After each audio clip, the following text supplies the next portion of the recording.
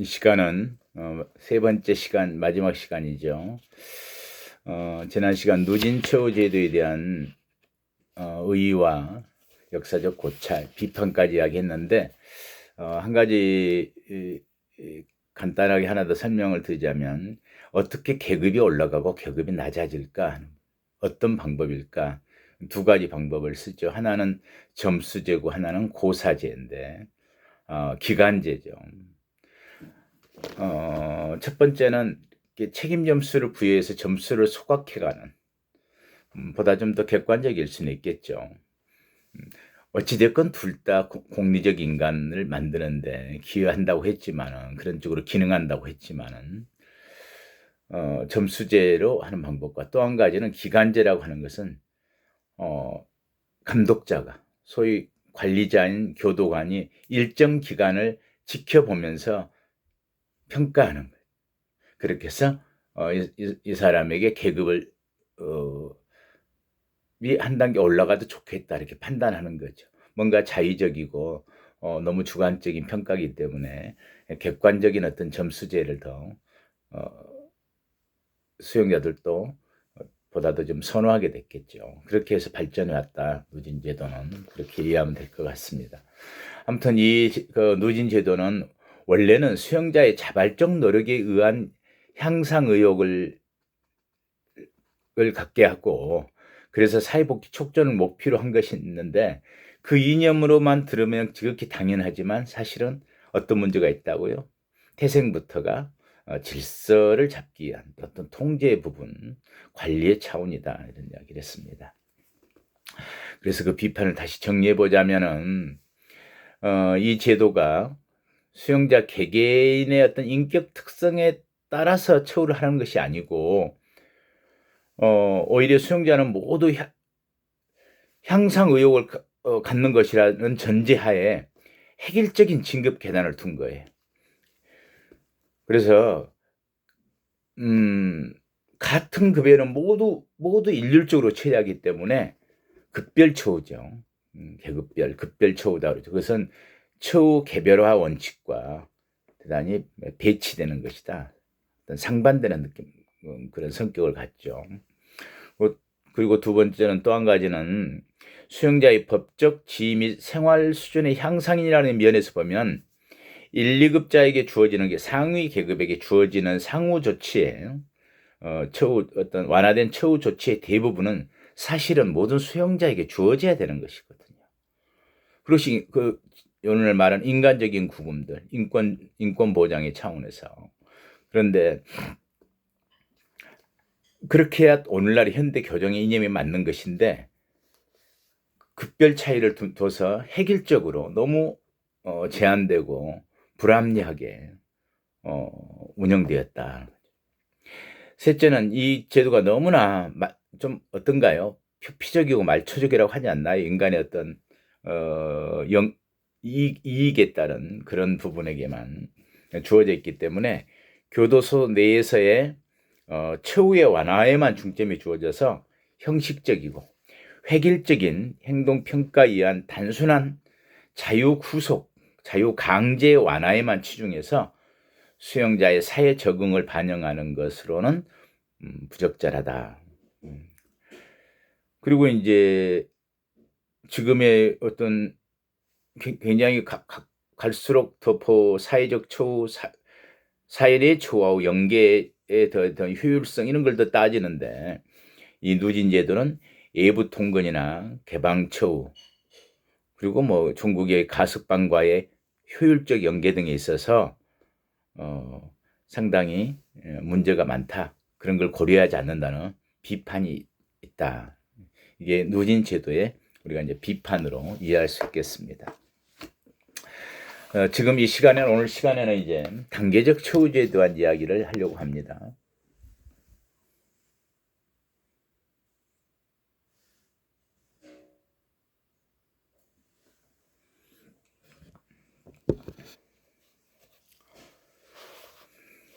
그래서 단계적 처우 제도라고 하는 것은 수용자를 비슷한 유형끼리 나누는 거예요. 몇 개의 그룹으로. 대부분은 그 수용자가 갖고 있는 범죄성, 위험도 이런 부분으로 묶어주는 거죠.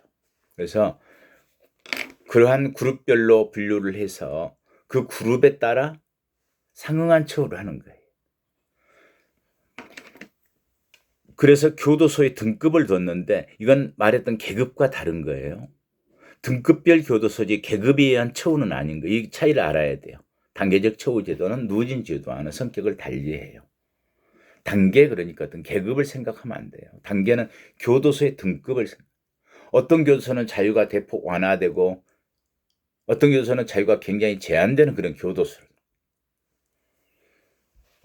그래서 각국에 따라서 차이는 있지만은 대부분 이제 4개나 6개 단계 정도의 시설을 구분 설치해요. 우리나라는 4개로 돼 있어요. 개방교도소, 개방 및 반개방교도소, 개방교도소, 완화된 교도소, 완화된 경비 등급별 교도소, 일반 등급의 교도소, 중구금 시설 이렇게 4개로 나누어져 있는데 6개 단계로 나누는 교도소들은 뭐 개방 및 반개방, 경구금, 가운데 중자 중구금, 무거울 중자 중구금, 그리고 아주 질서만을 위한 우선 통제만을 위한 초중구금 교도소 이렇게 6개 단계 등으로 구분 설치해서 수용자의 이제 질에 따라서 소위 우리가 말하는 질이라고 하는 것은 위험성, 범죄성 이런 거죠. 그래서 그 보안 수준을 정하는 거예요. 보안 수준도 정하고 그에 맞춰서 처우도 그 보안 수준에 맞게 하는 거죠. 그래서 거기에 상응하는 시설에 수용해서 처우하는 것이 단계적 처우다. 2개를 구분할 수 있겠죠. 누진 제도는 개개인을 모두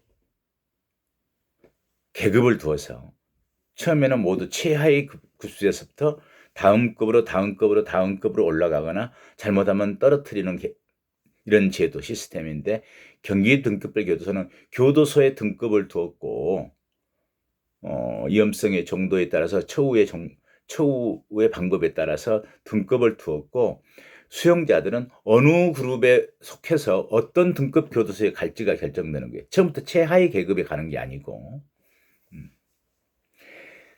이러한 단계적 처우를 위해서는 뭐가 제일 중요할까요? 시설별 구분이 먼저 잘 돼 있어야 되겠죠. 시설별 구분이 돼 있어야 되고 또는 하나의 시설에서도 다양하게 종류가 분화될 수는 있겠죠.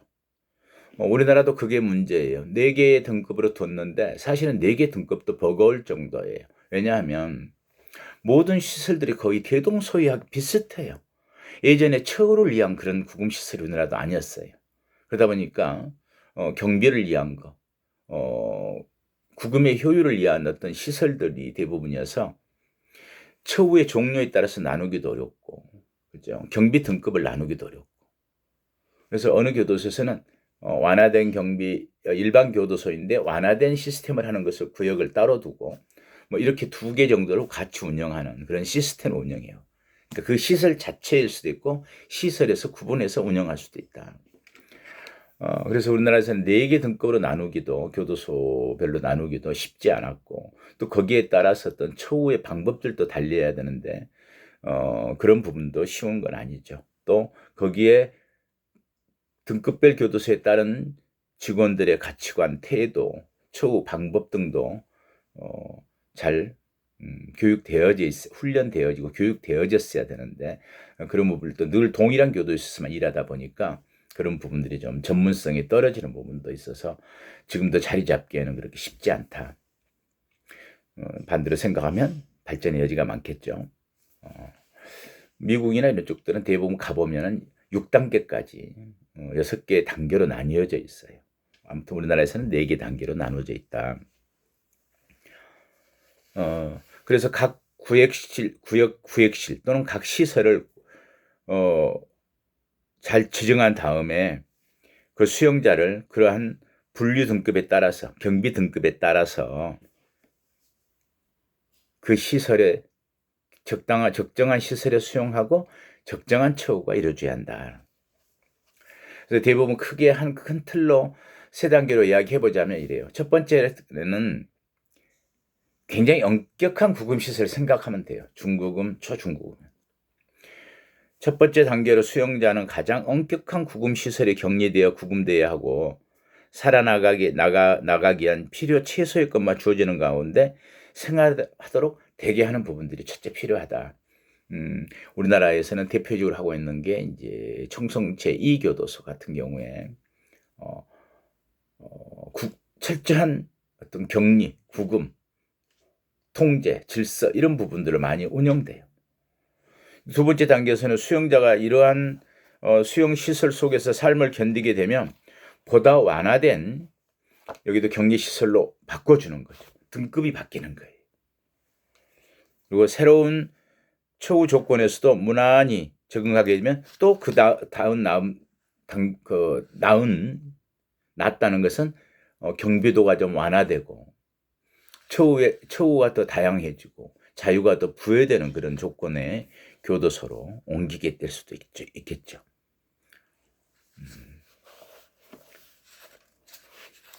그래서 이제 그렇게 되면은 최초에 교정시설 내에서의 질서 유지나 어떤 근면, 규칙적인 삶, 교도관에 대한 어떤 뭐랄까요? 어떤 지시 명령에 어떤 잘 따르는 거 이런 것들, 순종, 제한된 시설 내에서의 삶에서 동료 죄수들과의 협조, 뭐 이런 것들을 사회성을 내면화해서 수용자들의 일상생활에서 소박한 윤리를 이제 학습하게 되는 그런 쪽으로 계속 진전해 가고 마지막으로 가게 되면 이제 여기도 마찬가지로 그 계급이 올라가니까 그 시설에서의 처우들이에요. 이제 그러한 이제 상위 개방된 교도소들 또는 완화 경비된 시스템으로 가게 되면은 재질이나 범수, 성격, 잔형기 그리고 이제 재범의 위험성이 떨어졌는지 소위 교정 가능성, 재범 위험성의 어떤 제거들 고려해서 시설 외의 산업 현장에 직접 투입해서 일반 사회와의 교통을 보다도 원활하게 하고 빈번하고 원활하게 상당히 지역사회와의 자유로운 상태에서의 접근이 가능하도록 해서 사회 적응 훈련을 시키는 거죠. 우리나라의 대표적인 것은 천안 개방교도소 같은 경우 아침에 기업체를 출근했다 저녁에 퇴근한다랄지 또 아주 가석방을 앞두고 우량한 수용자들 마지막으로 정말 가족 유대 강화 같은 그런 프로그램이 필요한 사람들은 그냥 기숙사에서 그 회사의 기숙사에서 생활하게 해서 거기에서 자유롭게 생활하게 하는 것. 뭐 이런 부분들이 단계적 처우 제도들. 그래서 단계적 처우 제도의 어떤 기능이라고 한다면은 단계적 처우 제도는 수용자를 이제 위험성 또는 개선 난이도에 따라 구분 수용하기 때문에 비교적 개별 처우에 적합하다. 그 성향 자기들의 그 특성에도 맞고 좀 더 분화되고 다양한 처우 프로그램들을 확보하고 있겠죠, 갈수록. 그래서 개별 처우에 적합하도록 운영할 수 있다. 그래서 비교적 비슷한 사람들끼리 부류끼리 분류를 하기 때문에 작업을 지정하거나 치료하거나 교육 상담을 하거나 하는 것들을 비교적 동일하게 운영하기 때문에 처우에 좀 더 효과적이다. 그래서 이제 두 번째는 교정 질서의 확립에도 좋은 거죠. 그 위험성, 질서에 대한 정도의 문제들이니까. 그래서 질서 유지 대상자는 사회에서 사회 질서를 잘 지키지 않던 범법자들, 재질이 범수가 많이 누적되고 누범들, 재범자들 또는 범죄가 위험한 범죄자들이겠죠. 이 사람들은 교정시설에서도 질서를 잘 지키려고 하지 않는 거죠. 그래서 이러한 수용자들은 엄격한 시설 또는 시설 내의 처우가 엄격한 공간으로 옮김으로써 수용자 스스로가 기본적으로 어떤 질서를 지키려는 그런 걸 내재화시켜 가도록 그런 처우 교육 훈련 이런 부분이 필요한 부분, 중급 교도소 같은 거겠죠. 여기도 마찬가지로 더 이제 우리가 기대하는 것은 개선 및 사회 복귀를 촉진시킬 수가 있다. 단계적 처우는 수용자 스스로 손해 규칙을 잘 지키고 개전의 정이 있을 때는 점점 완화된 처우 단계의 시설로 넘어가죠. 그래서 거기 가서 완화된 처우, 보다 적합한 처우, 또는 만약에 개방 및 반개방 교도소라면 보다도 사회화 접근이 가능한 개방적 처우를 받고, 그리고 이제 물론 반대로 이제 손해 규칙을 잘 지키지 않고 개전의 정이 없을 때는 보다 엄격한 교도소 다시 옮겨야죠, 그죠? 거기서 행정벌을 받는 경우, 질서 문제에 위반해서 이럴 경우는 보다 엄격한 교도소에서 보다 엄격한 또 처우를 받게 되기 때문에 수용자는 보다 개방적인 시설에서 완화된 처우를 받으려고 규율도 잘 지키고 규범도 준수하는, 그러면서 자율과 책임을 좀 안에 내재화 시켜가는 그런 어떤 정상인으로서의 사회 복귀가 촉진되는 그런 기능을 갖게 되겠죠. 분류처우 제도와의 관련성으로 해서 따져보면은 진짜 분류 수용의 목적이 나누어서 가둔다 하는, 지금 등급별 교도소로 나누었기 때문에 분류 수용의 목적이 악성 감염의 방지와 개별 처우에 있는 것이죠. 그러려고 나누는 분류를 하는 거잖아요. 그래서 이와 같은 목적을 효과적으로 달성하기 위해서는 먼저 시설별 분류 처우가 이루어지고, 이를 전제로 그 시설에 수용될 수용자 집단에 대한 인격적이고 그런 특성을 고려한 개별 처우를 실시해야 하는 거기 때문에 단계적 처우 제도는 현재 갖고 있는 분류 처우 제도에 대해서 그런 효과를 거둘 수가 있다.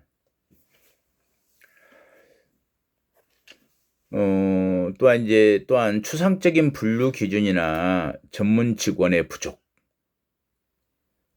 분류 심사의 어떤 미흡, 아직까지도 보안 우선에 따르는 어떤 업무들, 이런 쪽들에 의존하고 있는 것이 많았던 우리의 그 경험을 갖고 있기 때문에 그런 단계적 처우 제도가 그 제도의 취지대로 빨리 정착되도록 되어야 한다. 그래서 이러기 위해서는 또 뭐가 있어야 될까요? 이 사람의 위험성, 이 사람의 특성 부분 같은 걸 분류를 잘하는 게 제일 먼저겠죠. 어느 교도소로 특성화된 교도소로 보낸다라고 했을 때. 그래서 이런 단계적 처우 제도가 잘 이루어지기 위해서는 과학적인 분류 심사에 의한 적정 단계로의 편입이 이루어져야 한다. 어떤 단계로 넣을 것인지 그 편입시키는 게. 그래서 우리나라도 앞으로 이제 생산되는 곳에서, 수용자가 바로 만들어지는 곳에서, 형이 확정되는 곳에서 이송시킬 때 다 끝냈으면 좋겠죠. 그래서 아직은 다 활발하게 운영되지는 않지만은, 이를테면 수도권의 한 교도소나 구치소를, 물론 구치소여야 더 적정하겠지만 우리는 구치소들이 다 있는 곳이 있지 않기 때문에 대전교도소 같은 대전 청사나에도, 대전에 있는 대전시에도 구치소가 없거든요. 교도소만 있고, 광주도 마찬가지고. 그래서 이제 그렇지만 큰 교도소에서는 구치 기능을 다 하죠. 거기에 법원과 검찰이 있기 때문에. 근데 그런 곳을 분류 전담 교도소로 지정하거나 분류 전담 시설로 지정해서 형이 확정되면 거기에서 적정한 시설로 보내도록, 편입시키도록 보내는 것이 잘 이루어져야 되겠다. 분류 심사를 하는 기구에서. 미국 같은 경우에 그런 걸 이제 분류센터, 리셉션 센터, 그래서 분류심사위원회들이 아예 어떤 단계로 편입시킬까를 결정하고 있습니다. 그래서 아무튼 과학적인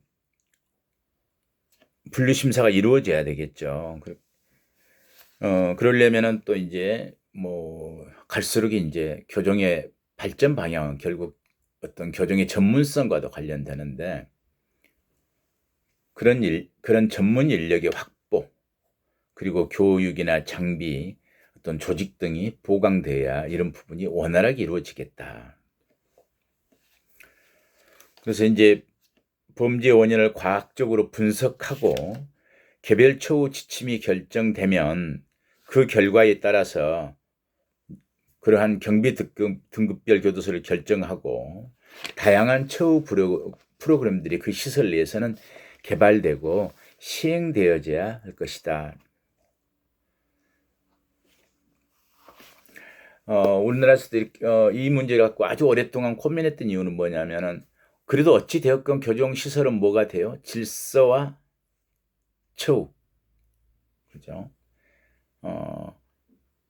그래도 엄정한 형 집행은 항상 이루어져야 되고 수용 관리가 효율적으로 이루어져야 되고 그 단계가 이루어져야 우리가 처우의 한 목적성을 달성할 수 있잖아요. 근데 두 마리의 토끼 같아요. 어쩔 때는 이율배반적이에요. 이렇게 한번 이야기해 볼까요? 통제를 하기 위해서는 사람 간과의 관계가 어떠해야 되나요? 늘 간격, 거리가 좀 있어요. 지시, 통제가 먹히려면 엄격해야 돼요. 너 왜 그랬어? 이러지 마세요라고 하는 부분들이 가능해야 돼요. 권위에 대한 부분도 있어야 되고 거기에 따른 질서가 있어야 되기 때문에. 그런데 그런 부분이 교도관의 업무라면 또 한 가지는 뭐겠어요? 따뜻하게 안아줘서 변화시켜야 되는 교감에 대한 부분, 지지에 대한 부분, 소위 어떤 희망에 대해서 이야기를 하고 거기에 대한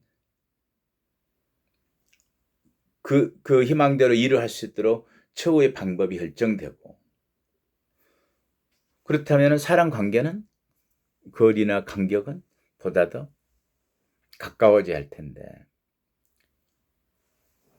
그래서 이런 부분들이 동시에 이루어져야 되잖아요. 사실은 엄격한 통제와 따뜻한 처우 결국은 어떤 제도와 시설에서 되지 않으면 이루어지지 않는 것 같아요. 사람이 사람을 통제하고 사람이 사람을 변화시킨다는 건 늘 그 사이에 부딪힘들이 그 부분 때문에 어떤 처우들이 효과적이질 못해요. 그래서 어떤 시설에 딱 결정된다면 또 어떤 제도가 뒷받침해 준다면 그런 수용 관리의 효율성, 처우의 효과성을 함께 해나갈 수 있지 않을까. 이 부분이 단계적 처우 제도가 갖고 있는 장점이겠죠. 우리나라는 어떻게 하죠? 그래서 등급별 교도소로 나누어서 우리나라의 경우 등급별 교도소로 S1급부터 S4급으로 나누어서 이런 부분들을 정리하고 있는 겁니다. 그런 표현이 좋을까요? 두 마리의 토끼를 함께 잡을 수 있도록 하려면 두 마리의 토끼란 뭐죠? 엄격한 형벌 집행과 효율적 수용 관리라고 하는 부분과 효과적인 처우의 목표를 달성하기 위한 두 가지를 동시에 이루려면은 이러한 제도와 시설과 인적 자원과 다양한 처우 방법들이 구비되어져야 한다. 이게 등급별 교도소를 설치하고 우리가 도입하고 설치 운영하게 된 이유입니다.